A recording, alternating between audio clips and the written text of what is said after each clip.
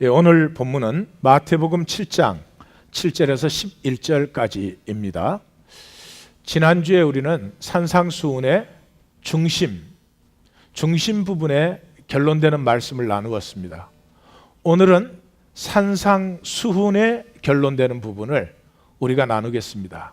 이 말씀 뒤에 예수님은 이제는 말씀을 들은 대로 살아라 그렇게 마감을 하시지만 내용적인 마감은 바로 이 말씀입니다.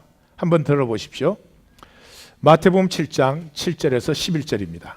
구하라 그리하면 너희에게 주실 것이요 찾으라 그리하면 찾아낼 것이요 문을 두드리라 그리하면 너희에게 열릴 것이니 구하는 이마다 받을 것이요 찾는 이가 찾아낼 것이요 두드리는 이에게는 열릴 것이니라.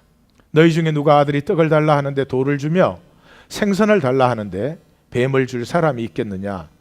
너희가 악한 자라도 좋은 것으로 자식에게 줄 알거든 하물며 하늘에 계신 너희 아버지께서 구하는 자에게 좋은 것으로 주시지 않겠느냐. 아멘. 자, 오늘 들어가는 말씀은 또 요한복음의 예수님의 마지막 가르침의 결론 부분을 우리가 같이 나눔으로 오늘 말씀에 들어가겠습니다. 요한복음은 잘 아시다시피 교회 안에 신약의 정경이 거의 다 확정되어 가는 그런 시간에 마지막으로 적혔습니다. 왜냐 그러면 사람들이 또 종교 생활을 하고 있기 때문에. 예수님이 우리에게 주신 것이 종교가 아니고 종교는 억누릅니다. 정죄가 굉장히 많습니다. 종교인은 겉으로 훌륭하게 보이지만 속에는 더러운 것이 가득 찬 회칠한 무덤과 같은 것이 종교인입니다. 오늘날 세상이 기독교를 싫어하는 것도 어쩌면 기독교가 너무 많이 종교화되어서가 아닐까요? 종교화되는 사람들을 보면서 다시 한번 적은 책이 요한복음입니다. 그래서 요한복음은 성경의 영적 핵심이 들어 있습니다. 예수님께서 12장까지 예수님의 사역을 마감하고 13장에서 제자들의 발을 씻어주시고 서로 사랑하라 하는 교훈을 주십니다. 그리고 14, 15, 16장이 예수님의 마지막 약속이 나오는 장입니다. 이 마지막 약속에 세 가지를 말씀하십니다. 첫째는 성령을 약속하십니다. 두 번째 기도를 약속하십니다. 세 번째 하나됨을 약속하십니다. 성령과 기도와 하나됨, 이것을 위해서 예수님은 이 땅에 오셨다. 그래도 과언이 아닐 것입니다. 그 다음에 17장에서 우리 모두가 아버지가 내 안에 내가 아버지 안에 있어 하나 된 것처럼 우리 모두가 하나 되게 하옵소서 하는 대제사장의 기도를 드리고 18장부터 십자가의 사건이 나타납니다. 자, 그 부분을 읽는 것입니다. 그래서 14, 15, 16장의 핵심 부분을 제가 읽어드리겠습니다. 너희가 내 이름으로 무엇을 구하든지 내가 시행하리니 이는 아버지로 하여금 아들을 인하여 영광을 얻으시게 하려 함이라. 내 이름으로 무엇이든지 내게 구하면 내가 시행하리라. 너희가 내 안에 거하고 내 말이 너희 안에 거하면 무엇이든지 원하는 대로 구하라. 그리하면 이루리라. 이건 15장입니다. 16장에 가서 다시 그렇게 말씀하십니다. 내가 진실로 진실로 너희에게 이르노니 너희가 무엇이든지 아버지께 구하는 것을 내 이름으로 주시리라. 지금까지는 너희가 내 이름으로 아무것도 구하지 아니하였으나 구하라 그리하면 받으리니 너희 기쁨이 충만하니라. 세 가지 약속, 성령, 하나됨, 이 약속의 중간이 기도의 약속입니다. 그 기도의 약속인데 14장에서 내 이름으로 기도하면 받는다. 16장에서 내 이름으로 기도하면 받는다. 16장에서는 심히 너희가 받지 못하는 이유는 내 이름으로 구하지 않기 때문이다. 그러면서 15장 중간에 그럼 내 이름으로 기도하는 것이 무엇이냐? 내 말이 너희 안에 거하고 너희가 내 안에 거하면 존재적 연합을 얘기하고 있습니다. 우리가 예수의 이름으로 기도한다고 하는 것은 예수의 이름을 무슨 종교 코드로 쓰는 게 아닙니다. 사도행전 19장에 보니까 사도 바울이 예수님의 이름으로 능력 행하는 것을 보고 스게와의 7 아들이 예수 이름으로 귀신을 쫓으려고 했다가 오히려 귀신한테 혼났다. 그러니까 예수의 이름은 무슨 주문이나 부적이 아니죠. 인격적인 연합입니다. 우리 창룡이가 그 아트를 공부했기 때문에 이 아트 스플라이를 갑자기 사야 될 그런 경우가 생겨요.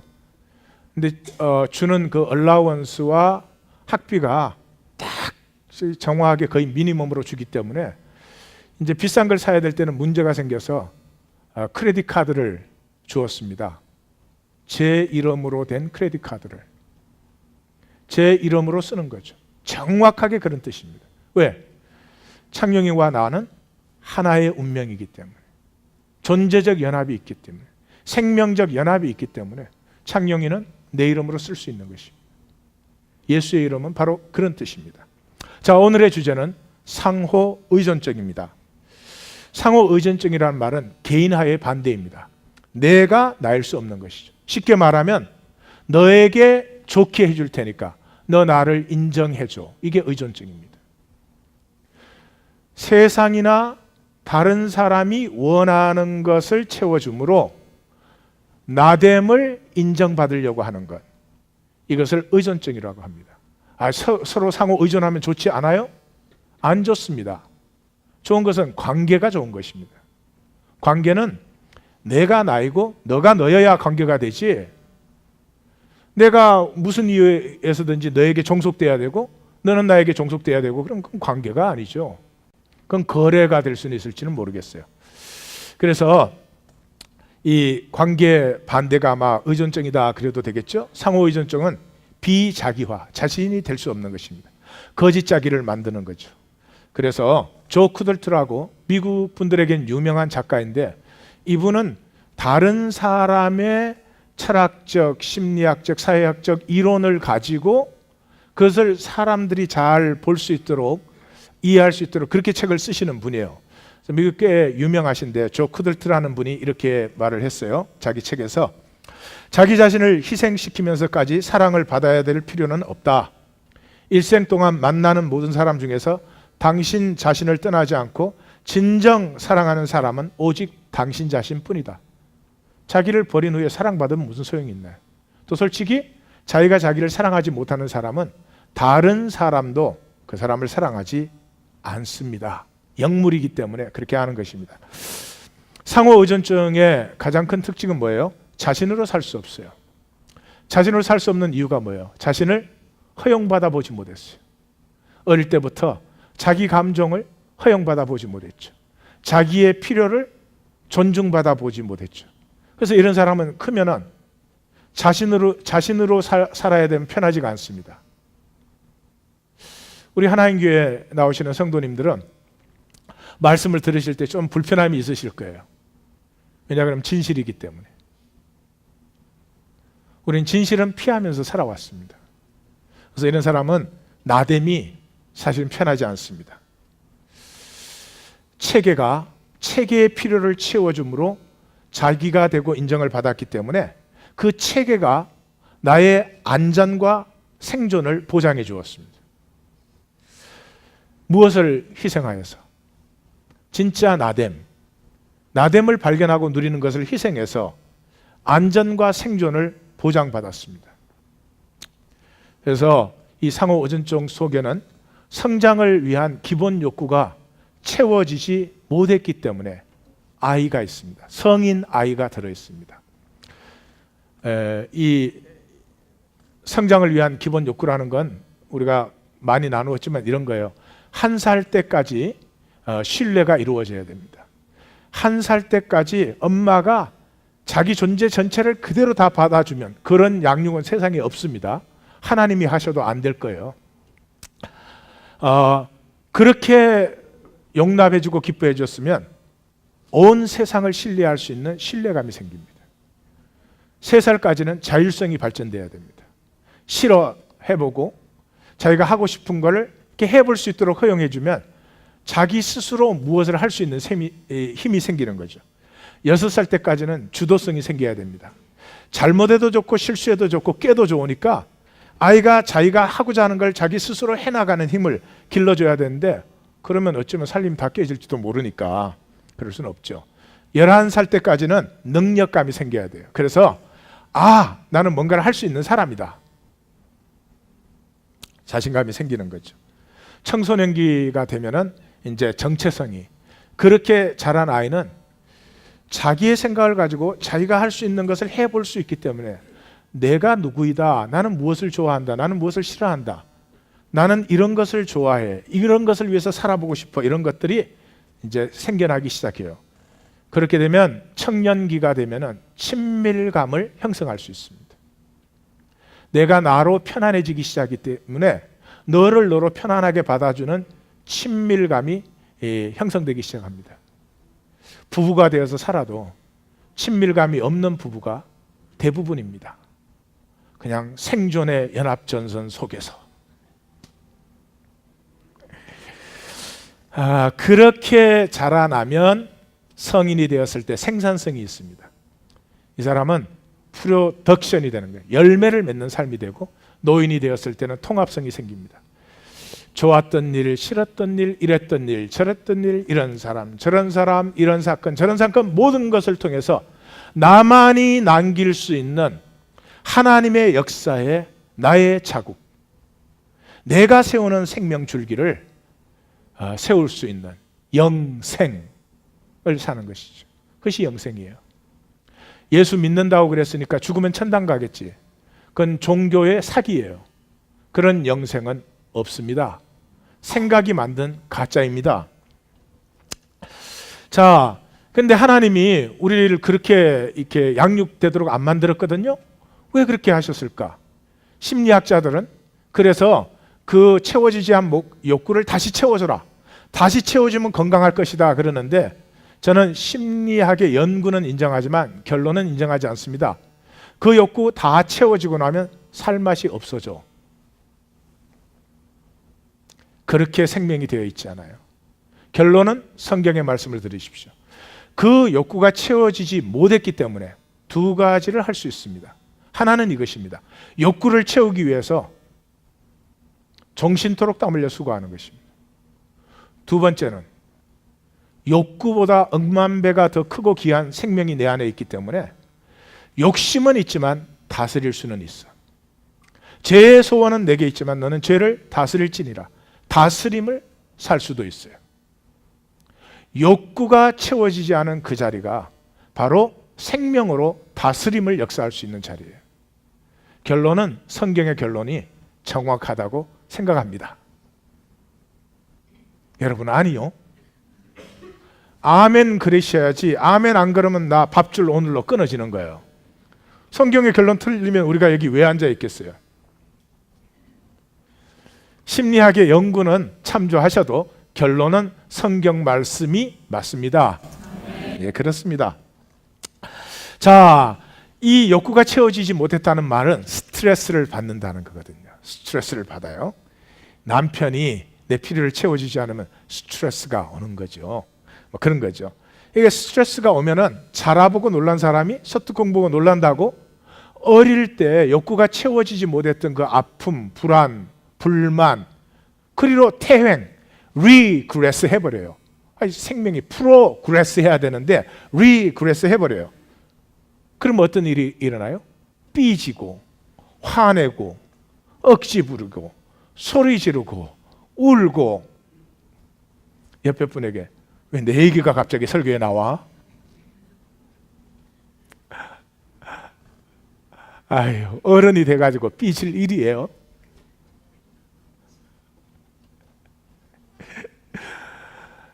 참 문제가 많아요. 아이들이 다투어도 부모가 해결해주고 정리를 해줘야 될 텐데 부모가 애들 앞에서 싸우거든요. 그것도 통제가 안 되는 상태로. 그럼 아이들은 어떻게 됩니까? 그 아이가 만나는 삶은 뭐예요?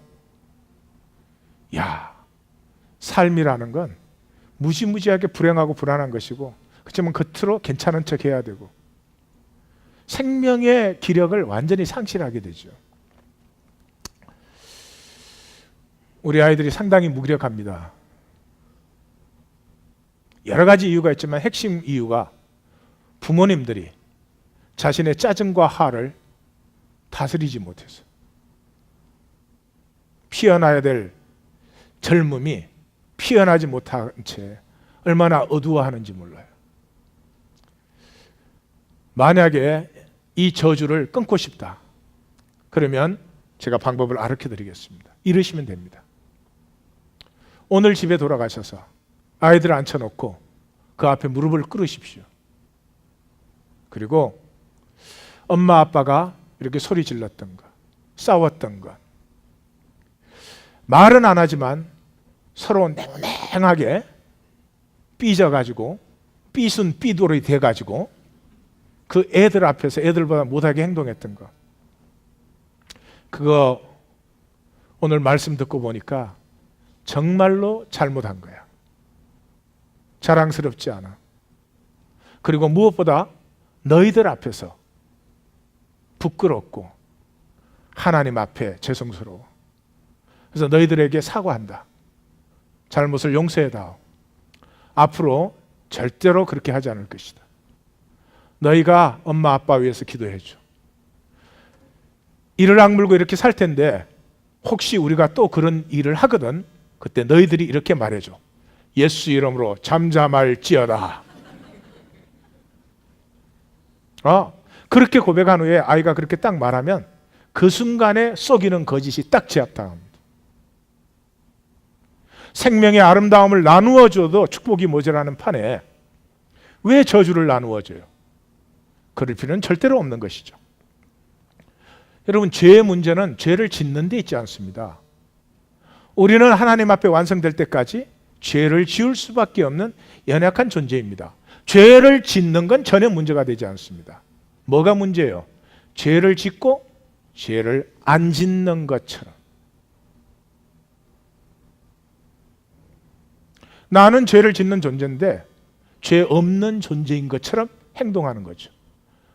왜요? 엮이는 과정에서 상호 의존증이 되었으니까. 오직 성장은 나로만 성장할 수 있어요. 내가 만든 거짓자는 성장이 없습니다. 기능을 발달시켜 갈 수 있어요. 그러나 기능이 발달되는 건 성장은 아니에요. 생명은 성숙하는 것이지 기능 발달이 되는 건 아니에요. 물론 성숙한 사람은 깊고 넉넉한 다스림이 나옵니다. 그러나 기술을 발전시켜서 생명이 피어나는 건 아닌 것입니다. 자, 이렇게 의존증의 상태를 생존 상태라고 부릅니다. 생존 상태가 되면 외부화가 됩니다. 제가 다른 분의 말을 제가 빌려온 것인데 외부화가 돼요. adoration이 돼요. adoration. 인간은 하나님이 정말 기가 막히게 창조를 하셔서 스트레스에 방어하는 고유 장치가 우리 속에 들어 있어요. 위험이 온다든지 어려운 일이 온다든지 아버지가 갑자기 소리를 지른다든지 이러면 심장이 빨라지고 근육이 수축되고 혈액이 집중돼요. 상체 근육과 다리에. 왜? 여차하면 태워야 되니까. 그래서 내장 중에서도요, 피가 많이 공급돼서 이 활동이 강화되는 것이 있고요. 필요 없는 것, 소화시키는 위장 이런 데는 피가 싹 빠져나갑니다. 지금 살아남는 게 더 크니까. 근데 그런 상태 오래되면 어떻게 돼요? 위궤양이 생기고 위하수증이 생기고 뭐 그러는 거예요. 그리고 호르몬도 아드레날린이 쫙 나오기 시작합니다. 그럼 필요한 일이에요. 근데 만약에 이것이 항상 그렇다. 생존 상태라는 것은 이것이 평시 상태가 되어 있는 거죠. 실험을 한번 해보십시오. 주먹을 불끈 쥐고 5분만 있어 보십시오. 손뿐만 아니라 팔 전체가 그 다음에 기력이 한참 없어져 버립니다. 왜 이 아름다운 인간이, 왜 이런 세상을 만들어서 사나? 왜 이렇게 하나님의 형상, 하나님의 생명의 존재가 부부로 만나서조차도 생명의 기쁨을 못 누리나?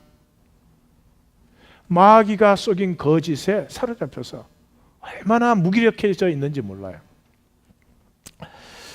이렇게 되면 스트레스 요인이 멈췄는데도, 아버지가 소리를 지르다 소리를 멈췄는데도 가족 전체가 스트레스 영향 아래 들어가 있습니다. 그래서 패턴을 발달시켜요. 지난주에 말씀드린 것처럼 삶이라는 건 이렇게도 살아보고 안 되면 저렇게도 살아보고 또 안 되면 이렇게도 살아보고 그러는 것인데요. 자기의 삶을 부드럽게 유연하게 만들어야 되는데 이게 패턴이 딱 경직돼요.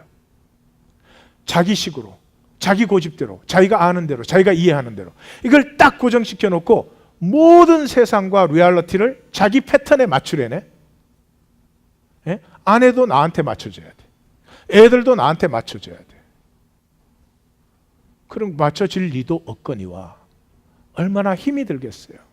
생명이 피어나야 되는 에너지를 그걸 컨트롤하는데 다 낭비해버리죠. 그 속에서는 그래봐야 되는 건 아무것도 없어. 그런 절망과 불신이 가득해지죠. 그 패턴이 되면 커서도 그렇게 행동하는 게 정상이 돼버려요. 그래서 부부라는 게 내 정상, 네 정상이 만나갖고 정상 다툼하다가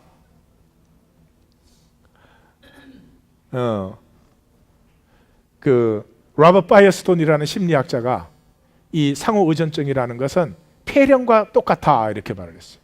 그분이 설명하는데 이 폐에 이제 감염 물질이 들어오잖아요. 그러면은 폐에 이제 염증을 일으키게 하는 물질이 우리 속에서 분비돼 가지고 그 감염 물질이 들어온 데가 딱 이렇게 종양이 되게 곪게 해버려요. 곪으면 거기서 더 이상 번지지 않으니까. 근데 이제 감염이 많아지면 이 종양을 일으키는 물질이 너무 많이 분비돼 가지고 폐 전체가 이 종양 덩어리가 되게 하는 거죠. 마치 그런 것이죠. 우리 몸을, 우리의 삶을 보호하려고 하나님이 만들어 주신 체계가 이것이 과잉 분출이 되어 가지고 삶 전체를 긴장, 강박, 부부 사이에조차 상대방의 말투 하나 때문에 저 사람이 오늘 기분이 좀 안 좋은가 보구나 이러면 되는데 눈치 하나 안 좋았다고 니 죽고 나 죽자, 순교의 정신 뭐 이러면서 오늘 십자가를 지리라 뭐 이러면서 이러면 정말 좀 곤란한 거죠. 이렇게 어리석은 게 생존 상태고 생존 행동이고 의존증인데 이게 포기가 안 되는 거예요. 그 어려워요. 왜냐 그러면 이게 나를 살아남게 했잖아요. 결국은 내가 살아남았단 말이에요. 무슨 말이죠? 나를 지켜주었단 말이죠. 그러니 이 콩껍질만큼 조그마한 고기에 딱 들어가 가지고 이게 나를 지켜준다고 이걸 끝까지 강박적으로 붙들고 사는 게 이 세상 속의 우리의 삶이에요. 그 다음에 그걸로 다른 사람을 조종했잖아요. 다른 사람이 조종되거든요. 라르 컨트롤 시스템. 어떤 사람은 화냄으로 조정하려고 그래요. 어떤 사람은 아주 착하고 고분함으로 조정하려고 그래요.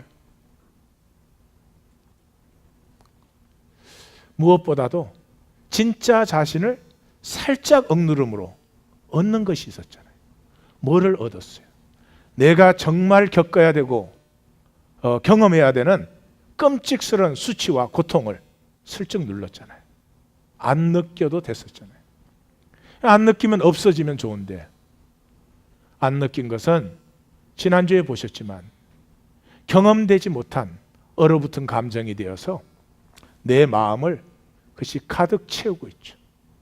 가득 차면 스페이스가 없어지니까 리액션 오버 액션 밖에는 삶에서 나오는 게 없죠. 이것을 외부화라고 제가 부르는 것은 올테가 이가스트라고 하는 스페인의 그 실존주의 철학자입니다. 이분이 그 아더레이션이라는 말로 아주 스타가 되셨는데 이분이 짐승과 동물과 사람을 비교한 거죠. 동물은 끝없이 외부로 살아요. 동물의 관심은 먹이가 어디에 있나, 그리고 다른 것이 나를 잡아먹지 않나, 그거밖에 없어요. 그 모든 아름다움과 신비를 가지고 평생에 사는 게 내가 먹이 안 되고 내가 먹이 잡는 거예요. 근데 이분이 인간이 그렇게 산다는 거죠. 인간이 외부화되어 버리면 끊임없이 자기가 어떻게 하면 외부에서 이익을 취하나, 그리고 나는 손해보지 않나, 그걸로 살아가는데 그걸로 자신의 존재와 가치의 모든 의미를 그걸로 상실해 버린다는 거죠. 저는 맞는 말씀이라고 생각해요. 제가 그 내셔널 지오그래픽 채널에서 팔콘을 한번 봤는데요. 물론 그 프로그램 전체는 보지 못했고, 다행히 저희가 지나가면서 그 섹션을 딱 봤는데요. 이 바닷가 절벽에 팔콘이 둥지를 만들어 놓고 바위 들어간 안에 새끼 2마리를 길러요. 그런데 그 팔콘의 눈이 2마일을 본대요. 2마일에 먼지가 움직이는 걸 볼 정도래요. 그래서 그 높은 절벽에서 저 바닷속에 고기가 움직이면 그걸 보는 거예요. 근데 그걸 날아서 그 고기한테로 떨어져 들어가는데 날개를 딱 접고 떨어질 때가 시속 200마일이 넘는데요. 난 내가 들었지만 거의 믿을 수가 없어. 200마일이면 나보다 빠르잖아.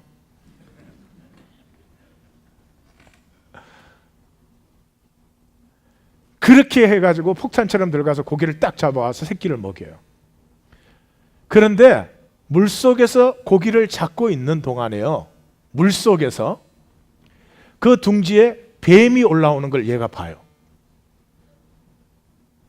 뱀이 5m가 넘는 큰 게 둥지를 향해서 올라오는데 물속에서 그걸 보고 고기를 잡아가지고 날아 올라와가지고 고기를 새끼한테 딱 떨어뜨리고는 그 뱀하고 싸우는데 잽이 안 돼요.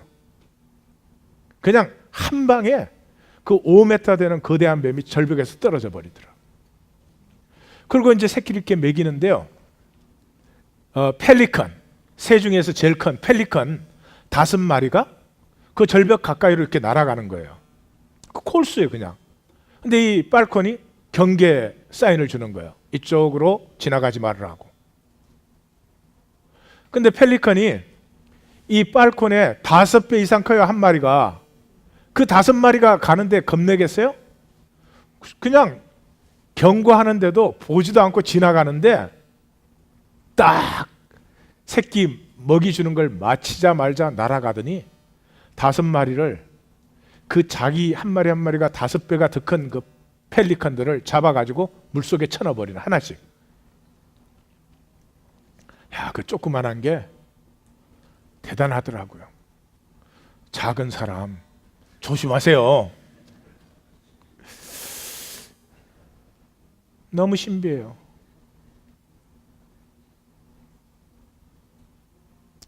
어떻게 그렇게 날며 그걸 어떻게 배웠는지. 새끼에게 먹이를 주는데 딱 요놈 주면 바깥에 나오고 싸우고 돌아와서도 다음 놈을 딱 알아. 그 모든 신비를 가지고 어떻게 하면 먹이 잡나? 어떻게 하면 내가 안 먹히나? That's all. 그래서 생전 세계에서 하나님의 모든 신비를 가진 이 인간이 잘못하면 유일한 관심이 어떻게 하면 돈 버나, 돈이라는 게 남의 주머니에 있는 걸 내 주머니로 옮기는 거예요. 이가세트가 말하기를 인간의 특징이 뭐냐는 거죠. 인간의 특징은 외부의 세계를 의식하지만 그 외부의 세계보다 자신됨을 정립함으로 말미암아서 외부 세계의 조건에 자기가 종속되는 것이 아니라 외부 세계의 조건과 자기가 관계하되 가치와 의미를 창조하는 방식으로 행동하고 살아갈 수 있는 것이 인간이라는 거죠. 저는 그 얘기를 읽으면서 그것이 성경 얘기지 뭐예요. 성경은 인간이 이 모든 세계를 유업으로 누립니다. 그냥 만나는 게 아니고요. 나를 만나는 사건은, 나를 만나는 사람은, 나를 만나는 만물은 나로 말미암아 복을 받는 것이죠. 내가 있었기 때문에 더 아름다워지는 것이고 내가 있었기 때문에 무언가 더 아름다운 조화 속에 그것이 참여하게 하는, 자, 그것을 완전히 몰살시켜버리는, 그걸 완전히 뺏어버리는 것이 상호의존증입니다. 상호의존증에 어느 정도 눈치를 채셨을지 모르지만 모든 중독의 뿌리입니다. 뭐죠? 상호의존증이라는 게 뭐예요? 그것으로부터 나의 어떤 기쁨, 만족을 찾아내야 되니까 모든 것에 중독이 되는 것입니다. 그래서 칼 매닝저라고 하는 심리학자, 더 휴먼 마인드라고 하는 심리학의 클래식을 쓰신 분이죠. 그 사람이 중독을 이렇게 표현했어요. 중독은 몸에 불이 붙자 불을 끄려고 바다에 뛰어들어 물에 빠져 죽은 사람과 같아. 참 잘 표현했어요. 내 안에 있는 깊은 수치심과 외로움을 처리하려고 중독이 된 것인데 그 중독이 나를 완전히 파괴해버리는 것이죠. 영원히 자기일 수 없게 만들었죠. 이 사람은 자기의 정체성이 바깥에 있지 않고 내 안에 있다는 것을 전혀 몰라요. 바깥에 내가 어떤 지위, 바깥에 내가 무엇을 소유하고 있느냐, 바깥에 내가 어떤 관계를 가지고 있느냐, 이것이 자기의 전부인 줄 알아요.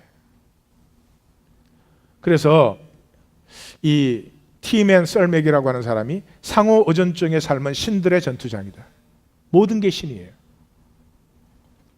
명품, 그거 가져야 내가 좀 괜찮은 사람이 되니까 명품이 있어야 돼. 있어야만 되는 것이죠. 그냥 내가 누리는 물질이 아니고 나의 의미를 결정하는, 나의 가치를 결정하는 신이 된 것입니다. 모든 것이 다 신이 되는 것이죠. 학력, 경력, 심지어 교회 나오면 교회에서 내가 얼마나 믿음 있는 사람으로 대접받는지 다 신이 되는 거죠. 요즘은 뭐가 유행이에요? 교회 안에 선교활동이 유행입니다. 선교활동. 네? 19세기에는 뭘로 사회적인 지위를 확보받았어요? 사교활동.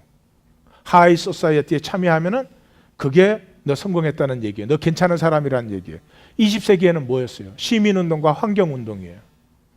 거기 참여하면 You are somebody. 21세기는 뭐예요? 기부운동.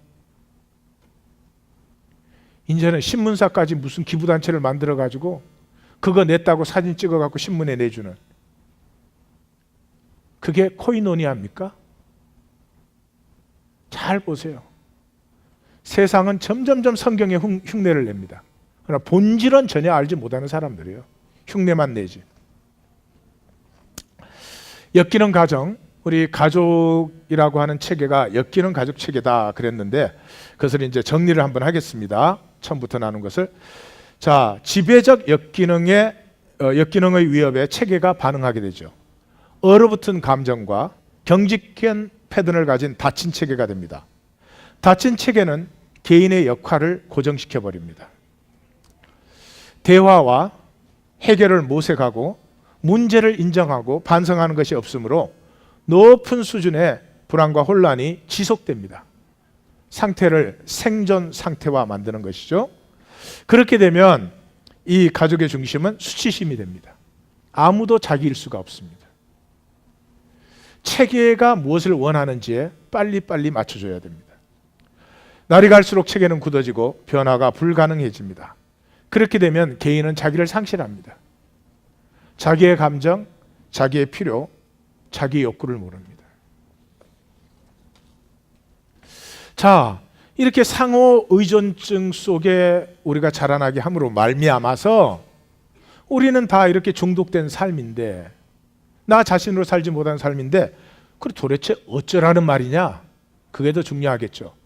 그래서 하나님은 뭐라고 말씀하시나? 그걸 나누겠습니다. 첫째, 신앙이 뭡니까? 신앙이라고 하는 것 교리 믿는 게 아닙니다. 어려운 건 반대를 생각하면 쉬워요.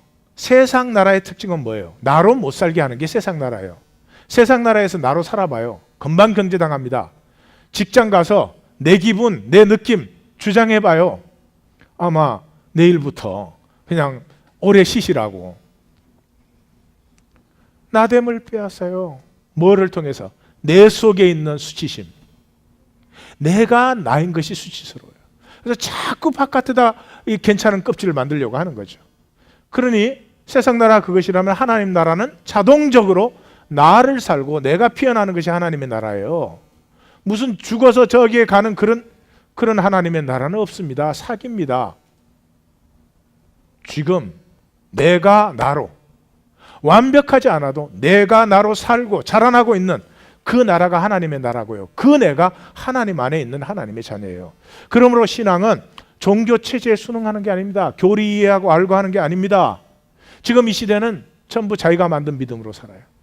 그동안 내가 주워 들은 것들, 내가 아는 것들, 내가 이해한 것들 적당히 조합을 해가지고 내가 만든 하나님을 내 생각이 믿죠. 내 생각이 믿으니까 실체는 없죠. 실체를 만난 적이 없죠. 그러니까 실제적으로 불신앙이죠. 만약에 하나님이 여러분에게 나타나셔서 너의 독자 이삭을 제사 지내라. 그럼 여러분 제사 지내겠습니까? 그 하나님 신뢰할 수 있겠습니까? 안 되죠. 나는 셋이 있어도 안 돼. 생각만 해도 속상하네 그냥. 나의 이익에 손해가 가면 신뢰가 안 되는 하나님, 왜? 실체를 체험 못했으니까요. 내가 만든 믿음에서 자라나셔야 됩니다. 내가 만든 믿음이 잘못됐다 그 얘기예요. 중요합니다. 아주 중요합니다. 내가 만든 믿음이 있어야 참 믿음이 피어날 수 있어요. 사도 바울의 말을 잘 들어보십시오. 복음에는 하나님의 의가 나타나서 믿음으로 믿음에 이르게 하나니 기록된 바 오직 의는 믿음으로 말미암아서. 뭐라고요? 복음에는 뭐가 나타났다고요? 하나님의 의가. 멋있는 말로 썼지만 쉬운 말로 하면 십자가가 나타났어요. 내가 만든 믿음 가지고 내가 나를 컨트롤하고 하나님까지 컨트롤하려고 하는데 십자가가 나한테 탁 부딪혀 오면서 이 내가 만든 껍질 얼마나 위선적이고 얼마나 사실은 지저분한 것인지. 근데 그런 나를 사랑하신 이 사랑이 턱 부딪혀 오면서 껍질에 검이 쩡 가는 것입니다. 그리고 그 껍질이 끼어진 곳에 참 믿음이 피어나기 시작합니다. 복음에는 하나님의 의가 나타나서 믿음으로 믿음에 이르게 하나니. 살아계신 하나님을 알고 만나고 동행하는 그 믿음의 부여와 능력과 권세를 누리시는 삶이 되셔서 이 역사와 이 땅을 축복하시면서 내가 있는 자리에는 하나님의 복이 증거되는, 복의 근원이 되는 삶이 다 회복되시기를 우리 주님의 이름으로 축원합니다. 축원합니다. 그것이 없다면 우리는 여기 모이면은 우리 같은 위선자가 어디 있어요? 우리 같이 웃기는 인생들이 세상에 어디에 있겠어요? 신앙은 나됨을 회복받고 나됨을 누리는 것이죠. 그래서 칼빈이 Faith is knowledge of God and knowledge of self. 더 정확하게 표현하면 Faith is knowing God and knowing I. 하나님을 알고 나를 아는 것이 믿음이다 그랬어요. 이 이상의 정의는 저는 나올 수가 없다고 생각합니다. 그래서 하나님의 뜻과 역사를 위해서 나를 창조하셨잖아요. 그 나는 내가 나를 살지 않으면 그 부분은 하나님의 역사에서 영원히 없어지는 거죠. 그래서 영생이라고 하는 것은 하나님이 창조해 가시는 역사에 내 부분을 동참해서 하나님과 함께 가치를 피워나가는 삶을 영생이라고 합니다. 죽어서 천당 가는 거 아니에요. 그 사기지. 죽은 다음에 어떻게 해? 책임져 걸을 수도 없고. 아니요. 지금 여기서. 물은 나를 믿는 자는 죽어도 살겠고 나를 살아서 믿는 자는 영원히 죽지 아니하리라. 현재 내 삶이 하나님의 영원한 가치 창조에 붙들림 받아서 나를 창조하시고 나를 허락하신 부분의 역사를 나는 세우고 있는가. 그것이 영생입니다. 그걸 아직 살지 못하고 있으면 예수님 뭐라고요? 구하라. 그리하면 주실 것이요. 찾으라. 그리하면 찾을 것이요. 문 두드리라. 그리하면 하나님이 그걸 구하는데 왜 안 들으시겠어요? 나를 창조하신 하나님이 하나님의 창조하신 하나님의 뜻이 내게도 이루어지이다 그러는데 왜 응답을 안 하시냐고요? 응답하게 되어 있죠. 헨리 데이비스 오로가 구도자에게 보내는 편지라는 글 중에 이런 글이 있습니다. 자신이 사랑하는 일을 하십시오. 너무 도덕적이 되지 마십시오. 그렇게 하면 삶의 많은 부분에 있어서 자신을 속이게 될 것입니다. 도덕적인 것 이상의 목표를 가지십시오. 그저 좋은 사람이 되지는 마십시오. 자신의 가치를 피우는 좋은 일을 하십시오. 만나신 거예요. 뭐를? 생명을 만나신 분이에요. 선악은 허상이에요. 우리의 논리가 만들어낸 가짜예요. 항상 논리 갖고, 논리로 생각하면 항상 내가 옳고 상대방이 잘못됐지. 며느리의 논리로 생각하면 항상 시어머니가 잘못이야. 근데 시어머니의 논리로, 여기도 시어머니들 있네. 시어머니의 논리로 생각하면 며느리가 그렇게 못된 여자가 세상에 없어. 테러범은 자기 쪽에서는 순교자라 그래요. 우리 쪽에서는 테러범이라 그래요. 논리는 장난이에요. 절대 논리를 믿지 마십시오. 오직 복과 저주가 있을 뿐이에요. 생명과 사망이 있을 뿐이에요. 그래서 성경은 복과 저주를 너희 앞에 두었다. 너희는 복을 택하라. 생명과 사망을 너희 앞에 두었다. Choose life. 선악과 아니에요. 그럼 복이 뭐예요? 복이 이거예요. 하나님 안에 약한 자 되어서 그 사랑을 누리는 게 복이에요. 이런 말이에요. 제가 그 훈련에서 그런 말을 했어요. 훈련에 이제 우리 BIM 다 해봐야 저까지 6명인데 6명이 모였어요. 6명이 얘기하다 보니까 다 명문대학을 나왔어. 그런데 나만 고등학교 중퇴야. 그때 이 사람이 이렇게 말해주는 거야. 다들 참 행복하시겠어요. 대학도 나오시고. 저는 대학 생활이 뭔지 그렇게, 대학 생활을 그렇게 하고 싶어도 사정 때문에 못했어요. 그리고 다 명문대학을 나오셨네요. 저는 고등학교 졸업을 못해서 그게 항상 궁금해요. 참 성도님들 보니까 좋습니다. 그게 나의 나됨이에요. 학력이 없는 부분이 내 약점이잖아요. 약점을 가리는 게 아니라 약한 나, 누가 잘못했다 그래요? 그게 한 걸음 더 나가서 이렇게까지 해줄 수 있어요. 그렇다고 나 볼 때마다 인류대학 나온 거 너무 최희식 같지 마세요. That I am who I am. 예수의 이름으로는 정죄가 없는데 왜 약할 수가 없어요? 그래서 나누다 보니까 부모 잘 만나가지고 좋은 양육 받았어. 근데 자기는 아니야. 그렇게 나눌 수 있어요. 저희 아버님은요, 성도님들 아버님 얘기 들으니 참 훌륭하시네요. 얼마나 좋으시겠어요. 저희 아버님은요, 강도죄로 지금 감옥에 들어가 있어요. 그리고 엄마는 그 아버지에게 고생을 너무 많이 하셔서 원래 좋은 분인데 좀 정신적으로 이상해지셨어요. 좀 그래서 우리 형제들도 굉장히 아픈 점이 많습니다. 성도님들 보니까 복이 참 많으시네요. 그러나 성도님은 성도님의 길을 통해서 하나님의 영광이 나타날 것이고, 나는 나의 길을 통해서 하나님의 영광을 나타낼 것이니 혹시라도 저에게 대해서 조금이라도 미안하게 생각하실 필요는 없습니다. 좋은 부모든 죄를 사해 주는 거지 뭐. 그게 복을 누리는 거예요.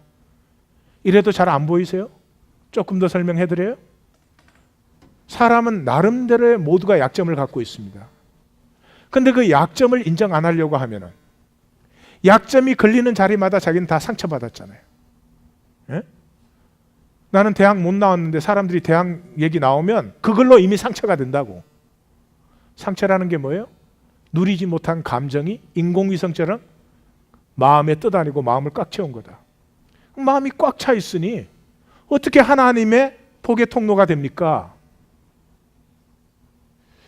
무엇이 됐든지 내 약함은 약함으로 인정탁하는 사람은 그냥 무슨 사건이 됐든지 기억의 창고에 착착착 정리를 하고 마음은 맑고 텅 비어 있죠.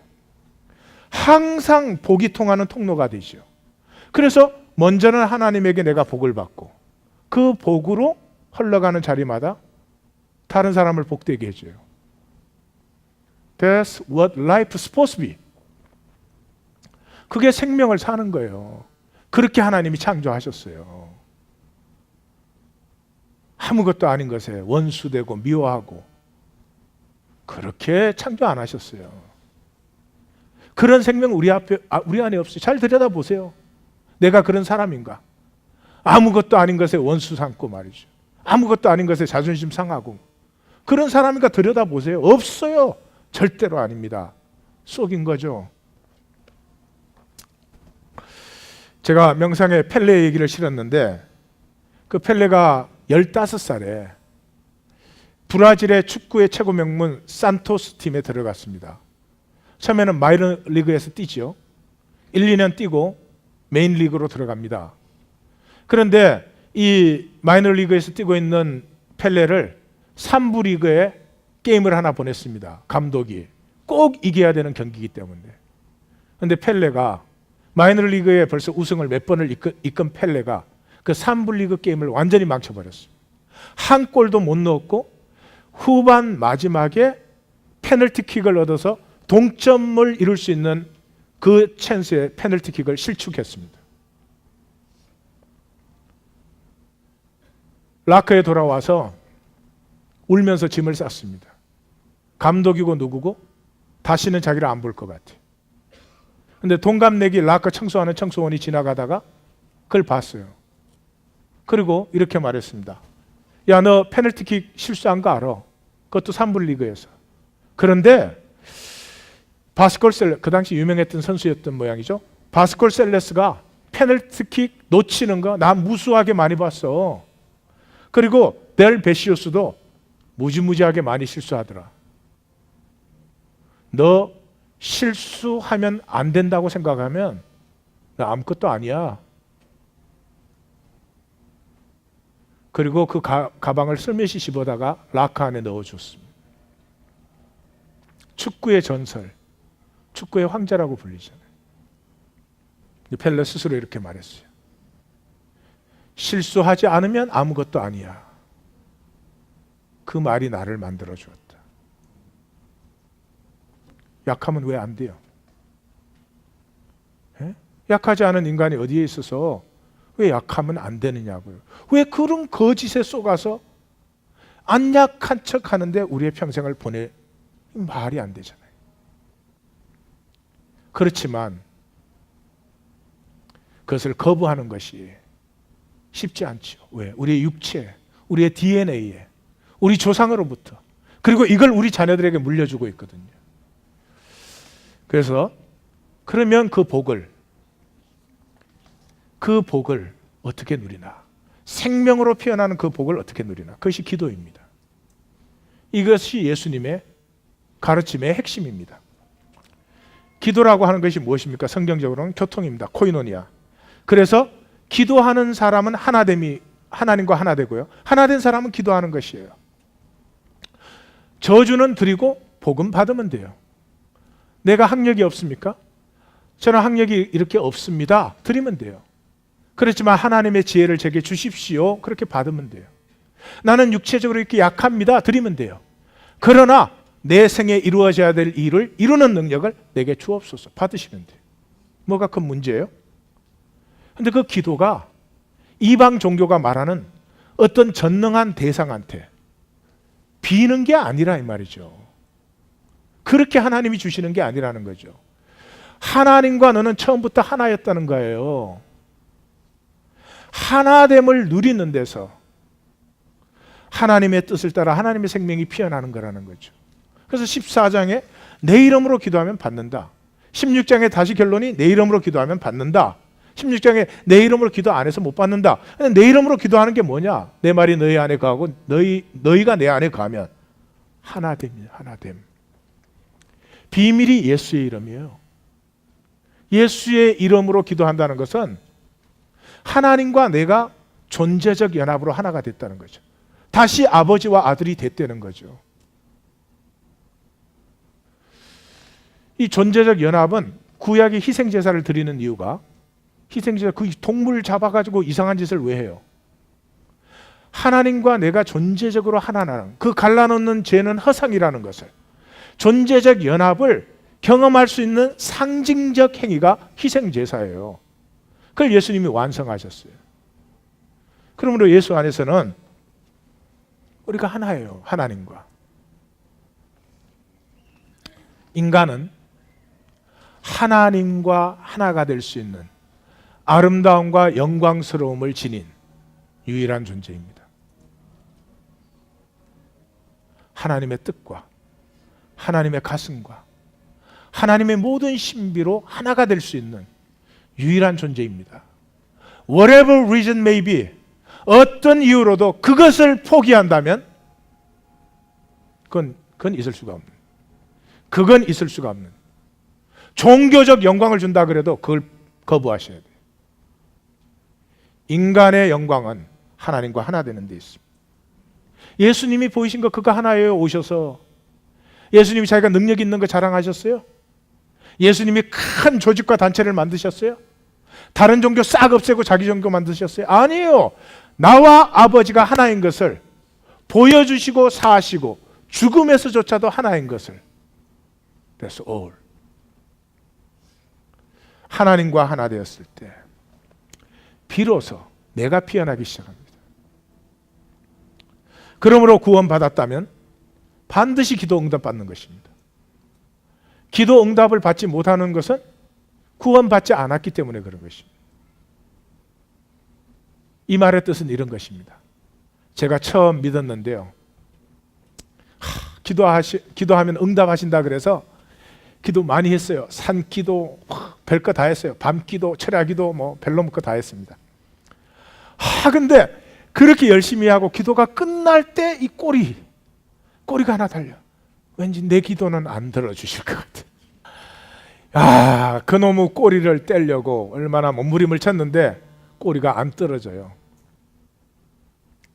그런데 지금 그 꼬리가 없어요. 언제 떨어졌는지, 어떻게 떨어졌는지는 모르겠어요. 지금 기도하면 하나님이 응답하시는 걸 저는 분명히 확신하죠. 확신한다는 말은 이런 말이에요. 내 원함을 하나님이 성취시켜 주신다, 그런 말이 아니에요. 그보다 훨씬 더 깊어요. 내가 기도하면 하나님 분명히 들으세요. 들으시면 반드시 거기에 대해서 하나님이 처리가 있으세요. 때로는 내 원함과 다르게 나타날 수 있어요. Doesn't really matter. 하나님에게 기도했을 때 내 문제를 하나님께 드린 거예요, 나는. 그리고 하나님의 응답을 저는 신뢰해요. 이것이 기도의 응답이에요. 얼마나 마음이 평안한지 몰라요. 기도는 어떻게 하는 것인가? 기도를 한다는 말, 그런 이런 뜻이에요. 기도가 가장 중요하다는 걸 아는 것이에요. 그때까지 기도하는 게 아니에요. 답답해서 하는 거예요. 목사님이 그러는데 예수 이름으로 기도하면 응답한다니까 하는 거예요. 그 기도 중요해요. 그러나 진짜 기도하는 사람이 됐을 때는 기도가 가장 중요하다는 걸 알아요. 기도 없이 아무것도 할 수 없게 되어져요. 그 예수님의 생애예요. 새벽 미명에 밤늦게까지 사역하시고 깊은 밤에 가서 기도하시죠. 분주한 사역 중에 기도하시죠. 심지어 겟세마네에서도 기도하시잖아요. 근데 기도하는 사람은 언제까지 기도하죠? 가슴이 뜨거워질 때까지. 그때가 하나님과의 교통이 일어난 때예요. 하나님의 뜻과 나의 뜻이 합쳐진 때예요. 그래서 그때 일어설 수가 있어요.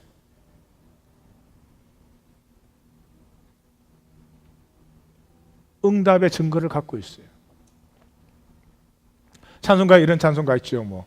나의 품은 뜻 주의 뜻같이 되게 하여 주소서. 기도를 아는 분이 쓴 거예요. 나의 품은 뜻이 주님의 뜻과 같이 될 때 가슴이 뜨거웁니다. 그리고 알아요. 이제 이 문제는 하나님이 담당하셨어요. 내 생각보다 훨씬 더 아름답게 인도하세요. 그때가 내 기도의 시작은 내 이고로 하지만 이고를 넘어서 성령에 감동되는 때예요. 이런 하나됨의 교통은 내가 나 되어야만 이런 교통이 일어납니다. 그래서 마귀는 우리의 가족 체계를 치고 들어와서 내가 날 수 없도록 속여놓은 것입니다. 오늘 이 시간으로 거짓과 저주는 물러간 줄 믿습니다. 나를 창조하시는 하나님의 복과 약속이 번성하리라, 창대케 되리라, 너는 복의 근원이 되리라 하는 약속이 이루어지는 우리의 삶과 가정과 무엇보다 우리의 자녀가 되시기를 주님의 이름으로 축원합니다. 축원합니다. 기도하십시다.